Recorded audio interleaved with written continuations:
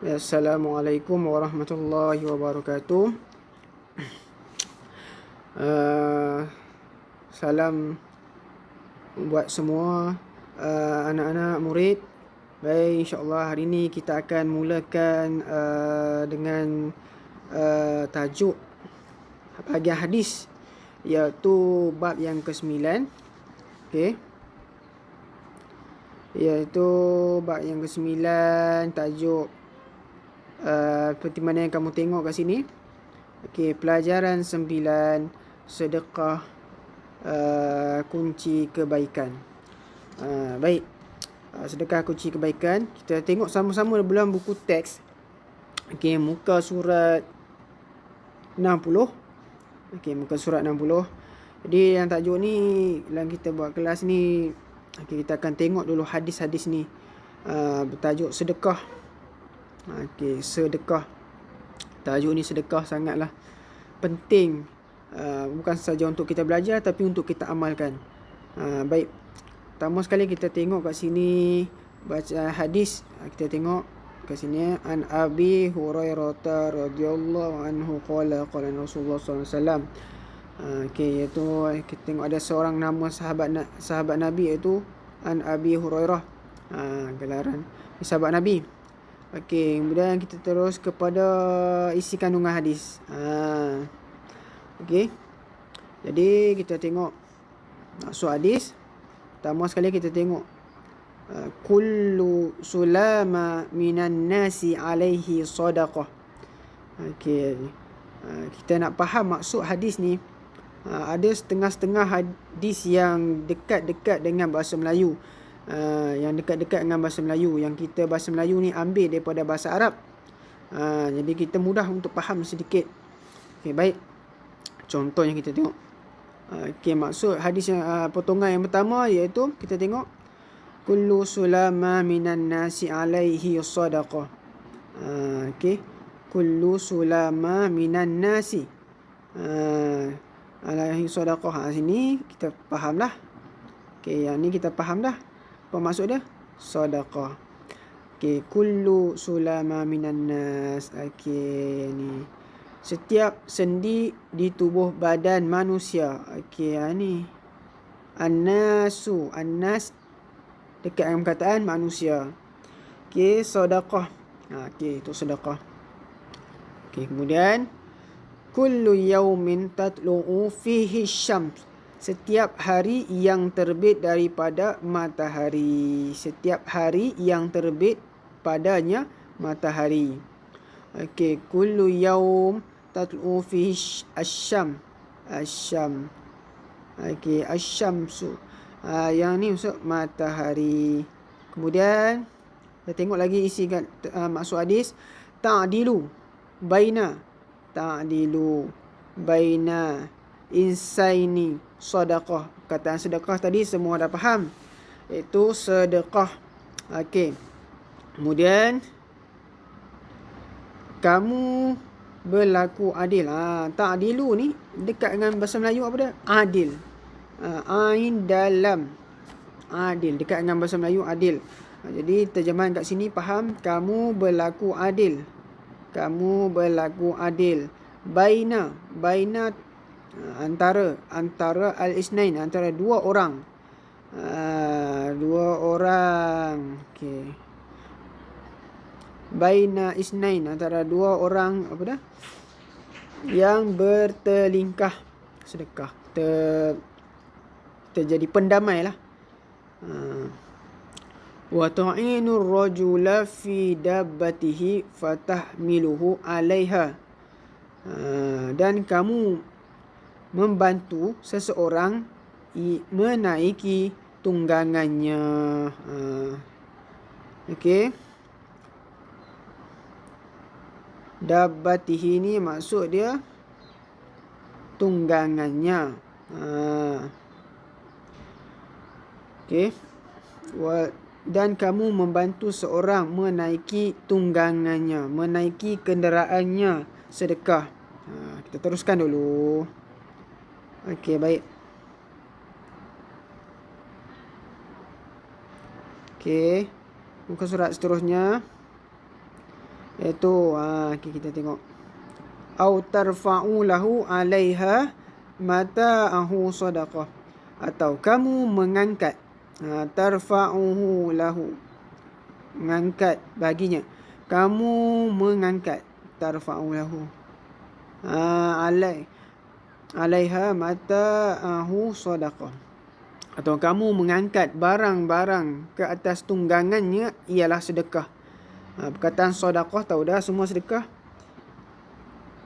Mengangkat barang ke atas tunggangannya. Mengangkat barang ke atas tunggangannya. Mengangkat barang. Membantu mengangkat barang kepada kenderaannya. Ke atas kenderaannya. Okey, kemudian kita tengok. Wal kalimatu tayyibatu sadaqah. Dan kalimah. Wal kalimatu. Kalimah tayyibah. Sedekah. Perkataan baik. Okey. Wal kalimatu tayyibatu sadaqah. Okey. Kemudian wa kullu khutwatin tamshiha ila salati sadaqah. Okey, mana perkataan yang kamu faham dekat-dekat dengan bahasa Melayu? Ya solah. Solah. Solati. Dekat perkataan solat. Ya, bagus. Wa kullu. Kullu ni maksud dia setiap. Setiap langkah. Setiap langkah kamu berjalan untuk menunaikan solat ialah sedekah. Setiap langkah kamu menunaikan solat adalah sedekah. Yakni berjalan nak pergi ke masjid kan. Okey, kita teruskan dulu. Kita tengok dulu maksud dulu. Nanti kita akan pergi satu persatu. Wa tumitul adza anit tariqi sadaqah. Dan kamu wa tumitul adza anit tariqi sadaqah. Tariq ni apa? Kita tengok. Tariq ni iaitu jalan. Okey. Kamu menghilangkan sesuatu. Kamu menghilangkan sesuatu yang berbahaya di jalan adalah sedekah. Kita tengok dulu maksud dia. Okey. Wa tumitul azan. Ingat perkataan ada tariq tu jalan. Ada tariq tu jalan. Okey. Kemudian kita tengok maksud sedekah. Dari segi bahasa sedekah ni maksudnya pemberian tu je. Pemberian saja. Dari segi istilah syarak, istilah ni iaitu kita tengok apakah maksud sedekah daripada segi istilah. Okey. Sesuatu, dengar mula perkataan sesuatu pemberian. Satu pemberian bertujuan mendekatkan diri kepada Allah. Ada beberapa poin penting kat sini. Pertama, pemberian. Okey, tujuan pemberian. Yang kedua, tujuan apa dah? Mendekatkan diri. Yang ketiga, mendekatkan diri kepada Allah Subhanahu Wa Taala. Okey, kemudian perbuatan sedekah merangkumi segala perbuatan yang baik. Segala perbuatan yang baik. Perbuatan yang baik ni maksud dia perbuatan yang baik. Segala perbuatan yang baik. Itu semuanya termasuk dalam bawah sedekah. Berdasarkan hadis riwayat Al-Bukhari. Kullu ma'rufin sadaqah. Okey, baik. Kita sambung. Kullu ma'rufin sadaqah. Setiap benda yang baik tu adalah sedekah. Islam ni Allah nak bagi pahala dekat kita ni sangat. Allah Maha Pemurah lagi Maha Penyayang nak bagi pahala dekat kita ni. Cuma kita kadang yang tak mau. Semua benda yang baik sedekah. Setiap perkara yang baik ialah sedekah. Jadi setiap perkara yang baik adalah sedekah. Yang baik tu kita kena ikut pandangan Allah lah. Kalau ikut baik macam Robin Hood tu, tu bukan, itu tak boleh. Merompak orang kemudian nak bagi dekat orang miskin. Itu tak mengikut hukum perintah Allah.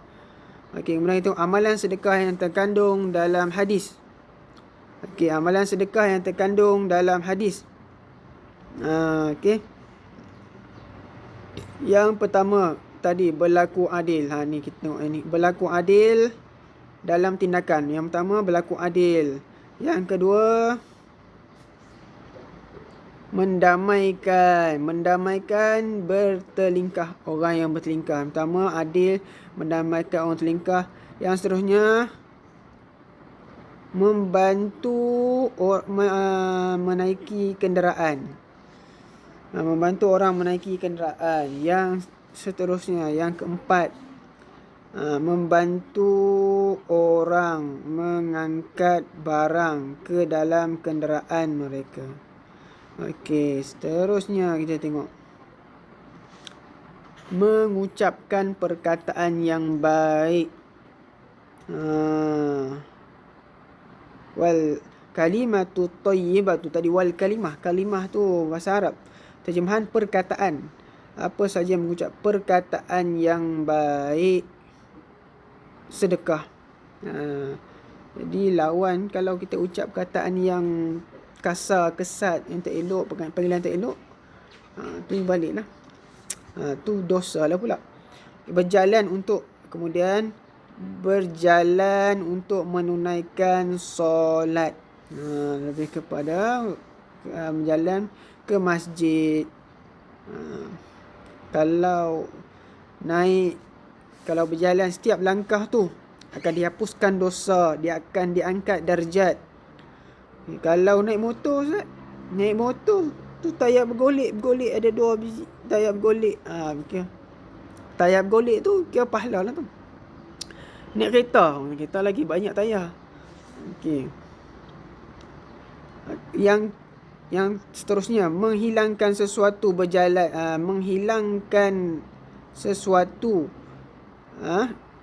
berbahaya di jalan. Menghilangkan sesuatu yang berbahaya di jalan, sama ada duri, paku, buah kelapa, dahan, ranting dan sebagainya. Seterusnya kelebihan. Ni bahagian tajuk ni, kelebihan beramal. Kelebihan beramal dengan amalan yang disebutkan tadi tu. Amalan beramal dengan amalan sedekah yang disebutkan dalam hadis. Okey, baik. Kelebihan dia. Okey, kita tengok kelebihan. Yang pertama, berlaku adil. Kita pergi secara ni lah. Berlaku adil terhadap 2 orang yang bertelingkah. Berlaku adil terhadap 2 orang yang bertelingkah. Nak adil ni payah. Mai kawan kita duk bergaduh dengan orang lain. Kita nak jadi pendamai, nak berlaku adil, susah juga. Tapi itu sarana hadis ni, kita macam mana pun hendaklah berlaku adil antara 2 orang berselingkah. Tak kisahlah siapa, jadi kena adil. Kalau yang salah, yang benar. Apa ada kelebihan dia? Okey, yang pertama, menghalang kedua-dua pihak daripada melanggar perintah Rasulullah SAW agar tidak berterusan bertelingkah selama 3 hari. Menghalang kedua-dua pihak daripada melanggar perintah Rasulullah SAW. Okey. Yang kedua, menenteramkan hati kedua belah pihak. Menenteramkan hati. Kita ambil ini. Kita ambil poin penting je. Okey, kemudian membantu orang menaiki kenderaan atau mengangkat barang ke dalam kenderaan. Apa kelebihan dia ni? Kelebihan Kelebihan ni banyak. Bila satu amalan yang daripada hadis sunnah Nabi SAW yang kita amalkan, kelebihan dia bukan setakat kelebihan yang kita nampak di atas dunia. Tetapi ada hikmah-hikmah Allah yang Allah akan ungkapkan kepada kita. Tapi kita kena yakin mengamalkan sunnah Nabi SAW mendapat ganjaran pahala. Mengangkat barang, contoh meringankan beban, memberi keselesaan kepada orang yang memerlukan bantuan, seperti warga emas, pesakit, ibu mengandung, orang kurang upaya, OKU. Bila kita tengok, kita bantulah, kita bantu dia. Bantu dengan ikhlas. Yang seterusnya, mengucapkan perkataan yang baik. Perkataan yang baik sedekah. Kalau kita tak ada duit, hadis ni, tubuh badan kita ni menjadi sedekah kepada kita sehari-harian. Mengucapkan perkataan yang baik. Menenangkan hati pendengar. Hati kita, hati pendengar. Menampilkan imej dan peribadi yang disenangi. Imej peribadi disenangi, itu pun penting. Mengelakkan berlakunya pertelingkahan. Mengelakkan pertelingkahan. Kita ambil poin penting je. Menyuburkan budaya komunikasi berkesan. Jadi budaya komunikasi berkesan. Tu. Jadi menenangkan hati, imej peribadi yang baik. Seterusnya kita tengok berjalan untuk menunaikan solat. Ni berjalan menunaikan solat. Yang ni lebih kepada ditingkatkan darjat. Berjalan, banyak hadis tentang hadis berkaitan dengan orang yang berjalan menunaikan solat. Dalam hadis menyebutkan, ada hadis menyebutkan sesiapa yang mengambil wuduk dengan sempurna, kemudian berjalan menuju solat, maksudnya ni ke masjid untuk solat berjemaah, akan dihapuskan dosa. Setiap langkah tu akan dihapuskan dosa, diangkat darjat, dan setiap langkah tu banyak tu. Berjalan menunaikan solat, ditingkatkan darjat, ditingkatkan darjat, dihapuskan dosa, jika menuju ke masjid dalam keadaan berwuduk, ya, seperti mana Ustaz Abang tadi. Kemudian setiap langkah tu akan diangkat darjat, dihapuskan dosa. Tambah pula sambil kita berjalan tu kita berselawat, Allahumma salli ala Muhammad. Yang kedua, diberi cahaya yang sempurna. Cahaya yang sempurna dalam kegelapan akhirat. Dalam kegelapan akhirat, kerana berjalan dalam kegelapan subuh.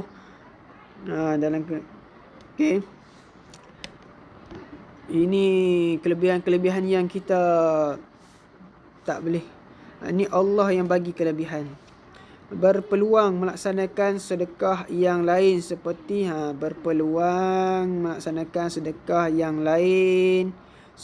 menghilangkan sesuatu yang berbahaya di jalan. Seperti dapat mengamalkan gaya hidup sihat.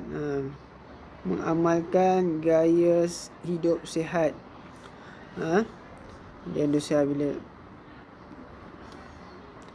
Seterusnya, menghilangkan sesuatu yang berbahaya di jalan. Menghilangkan bahaya di jalan, menunjukkan keimanan kepada Allah Subhanahu Wa Taala. Menunjukkan keimanan kepada Allah Subhanahu Wa Taala. Sebab ada dalam hadis menyebutkan antara amalan, iaitu menghilangkan perkara yang berbahaya di jalan ni termasuk sebahagian daripada iman. Kemudian yang kedua, mengurangkan risiko kemalangan. Okey. Yang ketiga, memberikan keselesaan kepada pengguna yang lain. Okey, menghilangkan bahaya di jalan. Okey, kalau kita tengok tu ada dalam kejiranan, kadang-kadang dekat kampung ke apa,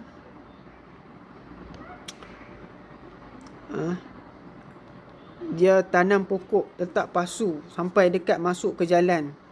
Kadang kenderaan jalan kereta jalan, motor jalan, sampai ranting-ranting tu boleh kena dekat kenderaan.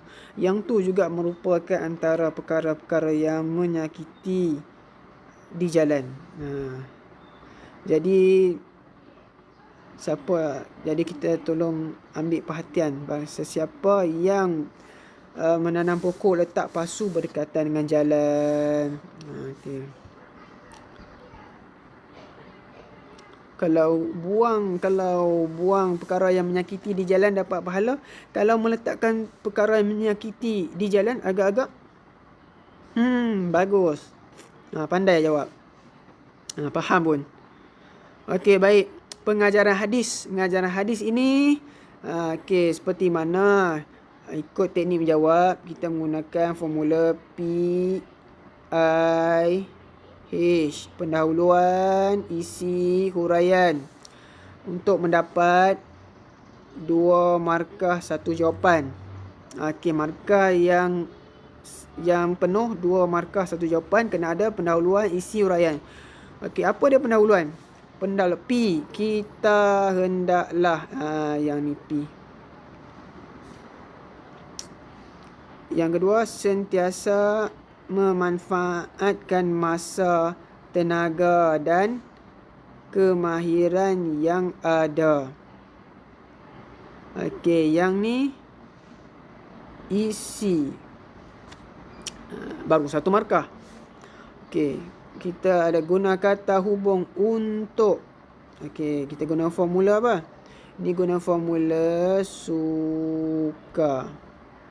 Okey, untuk membantu orang yang lain agar menjadi orang bertakwa. Membantu orang lain agar menjadi orang bertakwa, yang ni ialah huraian. Jadi baru kita dapat 2 markah. Okey, 2 markah. Sama juga dengan yang lain. Nombor 2, kita tengok kita hendaklah mendamaikan orang yang bertelingkah. Yang ni isi. Kerana kata hubung, setiap mukmin bersaudara.